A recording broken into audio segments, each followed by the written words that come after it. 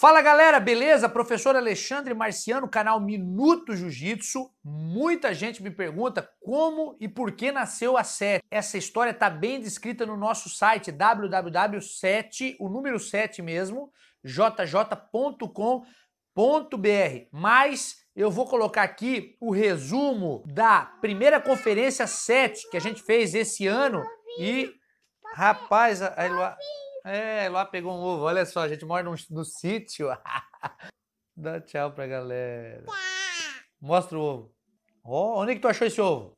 No outro malequela, se a ganhar colocou e a ganhar não colocou na casinha do fé. Só voltando que eu até me perdi, a Eloá entrou aqui com o ovo, né? Mas eu vou colocar o resumo E o papai vai cozinhar. Eu vou colocar o resumo da primeira conferência 7 que a gente fez, onde eu explico um pouquinho do surgimento do nosso time.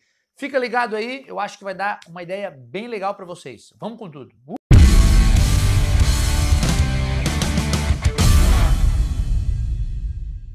Talvez a foto do dia de hoje, lembrada daqui 10 anos, 50 anos, alguém vai poder olhar e falar, caramba, eu participei desse momento. A primeira conferência da 7. E nós somos, eu penso assim, né? Essa semana eu pensei, poxa, sou um privilegiado de participar disso. Um privilegiado. Nós vamos ouvir aqui um pouco da história anterior ao dia de hoje. E nós vamos receber direcionamento também para o que vai acontecer, né? Quais são os próximos passos. Eu gostaria de pedir vocês ficarem de pé. Eu gostaria, tem uma pessoa que lutou muito para isso acontecer hoje. Não está combinado eu dizer isso, acho que ele nem vai gostar do que eu vou fazer aqui agora, mas eu gostaria que todos nós recebêssemos o professor Alexandre com uma salva de palmas.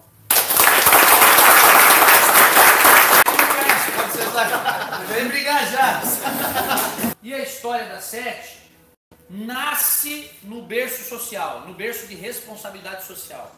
E aí eu conheci o Ricardo nessa pós-graduação, e o Ricardo é um cara que tem um projeto incrível no Jardim Paraíso, que é o Projeto Acolher, atende 300 crianças, Pedro, hoje lá, mais ou menos 300 crianças, período integral, as necessidades lá são muito grandes, e a gente conversava muito sobre isso. E eu tenho que dizer que acredito que foi o Ricardo, o pai do Pedro, que foi o grande mentor para que eu conseguisse direcionar essa energia que eu não sabia direito para onde é que ela deveria ir e aquilo me frustrava, e para eu direcionar essa energia de forma mais social. Mas ainda assim levou uma curva até que eu chegasse no Projeto Acolher, que chegou em 2015 mais ou menos.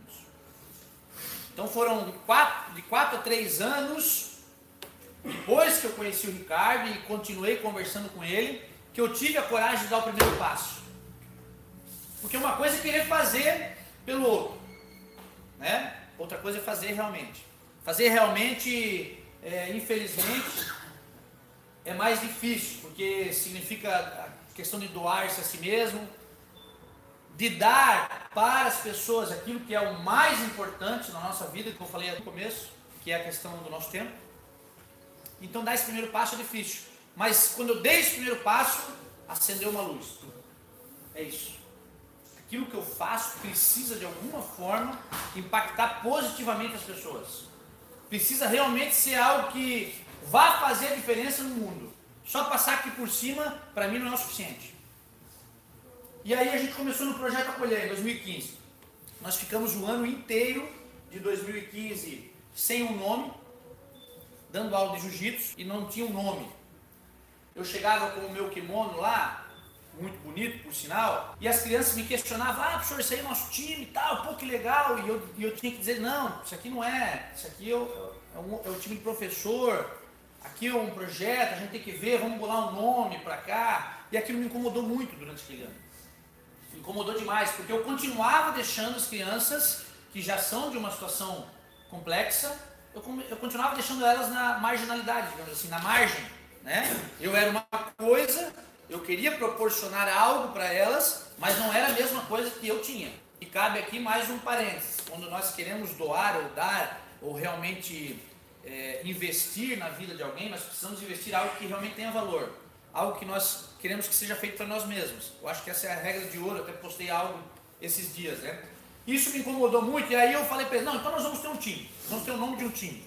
E aí eu comecei a pensar sobre algumas coisas relacionadas àquela realidade e que fossem entregar para aquelas crianças mais que jiu-jitsu. Porque é o que eu falo, inclusive nos seminários que eu ministro.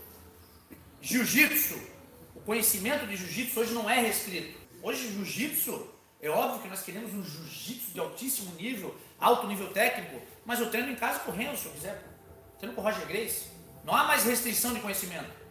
O conhecimento está disseminado. Então só entregar jiu-jitsu não adianta. Jiu-jitsu tem em qualquer lugar. E aí eu comecei a pensar em algo que fosse fazer diferença na vida deles. E a primeira situação que veio na minha cabeça, eu sou formado em educação física e dentro da ideia de educação física, eu sempre trabalhei muito a ideia do pentáculo do bem-estar, que é um conceito muito básico e muito simples de um doutor em educação física, Marcos Narras. E aí eu pensei um pouquinho a mais, evoluí um pouco o pensamento e juntei mais duas pontas a esse pentáculo do bem-estar, que são hoje os nossos 7 pilares, certo? Alimentação saudável, comportamento preventivo, atividade física, a necessidade do autocontrole, que cada vez é maior na sociedade, os relacionamentos saudáveis, a questão da defesa pessoal, que é o jiu-jitsu em si, que as crianças receberiam, e a questão espiritual, que nada tem a ver com religião. E nasceu a primeira logomarca, nasceu então a 7 jiu-jitsu, a ideia de um time para aquelas crianças que nós precisávamos atingir, certo? Na minha cabeça, saúde e qualidade de vida era um ótimo lema, porque aquelas crianças, volto a dizer, quem conhece a realidade delas, sabe o quão difícil é.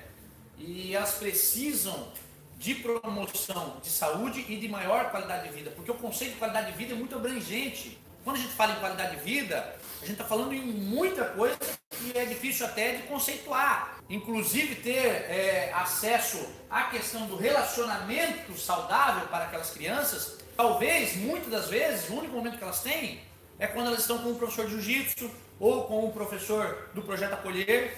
Então eu pensei nisso aqui inicialmente. Porém, nós nos apropriamos, eu pedi a licença para o Ricardo, que é o dono do projeto. Nós nos apropriamos naquele momento, no lema que nós levamos hoje no braço social da 7, que é nós não desistimos de ninguém. Por quê? Esse lema faz todo sentido no ambiente social. É muito legal trabalhar com pessoas cheirosas, é muito legal trabalhar com pessoas bem vestidas, é muito legal trabalhar com pessoas bem arrumadas, é muito legal trabalhar com pessoas que têm capital, mas é muito difícil você pegar pessoas de comunidades carentes, pessoas que têm dificuldade até no seu trato com a higiene, pessoas que às vezes não têm uma mãe ou um pai para lavar sua roupa, pessoas que não fazem parte do nosso ambiente natural. E aí nós precisamos exercitar o não desistir de ninguém. Porque desistir do próximo é muito simples. Além disso, os aspectos emocionais das crianças lá do acolher são muito complexos. A primeira aula que eu dei lá, eu sempre cito esse exemplo, a primeira aula que eu dei lá, quando eu baixei para fazer o alongamento, eu tomei uma cuspida na cara. A criança levantou correndinho, pum, veio e cuspiu na minha cara. Daí eu pensei no lema, não desistir ninguém, não desistir ninguém. Respirei, a criançada caiu no riso, tudo bem. Aí depois, quem fez isso foi o Isaac, né? Depois a gente foi estudar, foi entender o Isaac, conversar com o pessoal do projeto. O Isaac foi criado sem alimentação, num quarto escuro, teve problemas de desenvolvimento mental por conta disso. E foi algo realmente incrível, foi um milagre que a 7 proporcionou na vida do Isaac, não desistir dele.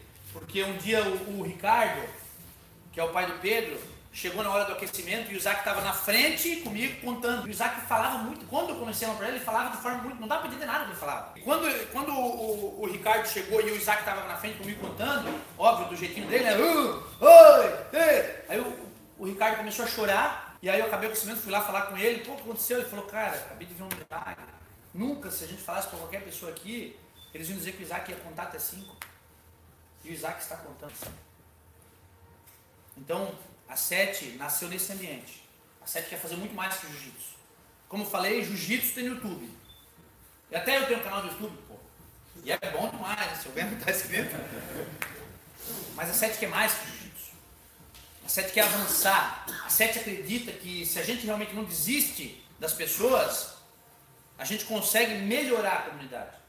E aí, socialmente, hoje a gente ainda usa o nós não desistimos de ninguém. É uma dificuldade para nós, né, pastor? Às vezes o pastor fala assim, cara, esse lema aí às vezes bota nós na parede, hein? Tem gente que é difícil de não desistir, rapaz. É verdade, é muito difícil. Nós somos seres humanos como qualquer um. Nós erramos como qualquer um, às vezes até mais. E o lema nos empurra para isso. E aí eu sempre falo, eu falei uma vez, Rodrigo, para acalmar o teu coração é o seguinte, nós não desistimos de ninguém, mas as pessoas podem desistir de nós. Então fica tranquilo. Se precisar disciplinar demais, o cara desistiu. Agora nós não desistimos dele. Quando ele quiser voltar. E hoje é o nosso lema social ainda, nós não desistimos de ninguém. Socialmente a Sete acredita nisso. É muito simples, galera. É muito simples. Nós apontarmos o dedo depois do problema instaurado. Muito simples. Agora é difícil na raiz. É muito simples olhar para um violentador, para um assassino, para um ladrão. E por favor, eu não estou aqui justificando atos falhos. Eu estou dizendo que todo mundo teve uma história. E a história daquela pessoa, ela empurra para aquele caminho. O meio molda o indivíduo. Pode esquecer qualquer outro de conversinha. Ah, porque o cara nasceu na favela e virou ministro do STF. É a exceção. A regra é o seguinte: você é formado pelo meio que está inserido. Se você não vê perspectiva e vem um traficante e oferece para você dinheiro, para você fazer qualquer coisa, você não come, você não tem comida, dá 2, 3 dias sem comer, você vai aceitar aquilo para comer. É muito fácil para nós que temos uma vida incrível e ainda se reclamamos dela, apontar o dedo. Então, a gente fica muito machucado às vezes lá, né? A gente vê meninos como o Pablo, por exemplo, foi campeão brasileiro de jiu-jitsu, sempre cito ele também, treinando uma vez na semana, foi lá, finalizou 3 lutas, e hoje meio que escorregou pelos nossos dedos, porque ele não tem perspectiva, e ele recebe perspectiva de outros ambientes. Isso é complexo. Nós temos crianças lá que foram duramente violentadas, inclusive sexualmente, durante muitos anos, e elas vão crescendo com aquele trauma, e quando pega a força de homem, será que não vai ser um violentador também? E obviamente nós vamos querer o quê? Pena de morte, vamos querer. Então a Sete acredita que nós precisamos ir lá na raiz. Não adianta ficar sentado em casa reclamando, dizer que porque a lei, é óbvio que a impunidade gera um ambiente mais favorável, mas a lei nunca arrumou o mundo e nunca vai arrumar. Lei nenhuma arruma o mundo. Tem lei desde sempre teve lei. Qualquer lugar, qualquer civilização teve lei. O Antigo Testamento é só lei, não arrumou nada, nunca vai arrumar. Se não for pela prática do estender a mão, do caminhar junto, do abraçar, do amar ao próximo, a gente não chega a lugar nenhum. Então a Sete acredita nisso e foi nesse ambiente que a gente nasceu. E aí nós temos uma curva histórica aqui para que a gente entenda algumas coisas, né? Então, 2015, não era Sete ainda, mas ela já nascia, ela já estava caminhando. Em 2017, o pastor Rodrigo, então abre um núcleo social na Pedras Vivas. Isso foi um motivo de grande felicidade. Também em 2017, o Henrique, que é um professor incrível, ele começou esse insight do que é hoje, nós virarmos uma escola. Quando começou a gente conversar sobre isso, na minha cabeça não estava muito bem definido. A gente conversou e retroagiu algumas vezes, né, Henrique? Cara, não, esse time não dá. Não, então vou montar uma Sete lá. Pô, mas será? Não dá, não faz. A gente, até que eu parei e digo, bicho, vamos embora. Vamos com a Sete, então vamos fazer um teste. Vamos ver o que a Sete como escola pode... E o Henrique fez um trabalho incrível lá. Em 2018, tá, eu comecei um núcleo social lá na minha igreja. Esse núcleo ainda está muito pequeno, mas é um núcleo que me deixa realmente muito feliz, porque levaram 5 anos para que eu pudesse começar um trabalho lá. E esse ano nós nascemos oficialmente como uma escola, com essa raiz social muito bem demonstrada, que faz com que o nosso lema seja jiu-jitsu com propósito. Isso é o que a gente bate, jiu-jitsu com propósito. Porque eu tenho total certeza daquilo que eu falei no início. Jiu-jitsu tem em qualquer lugar. tem no YouTube. Equipes de jiu-jitsu nascem a todo momento.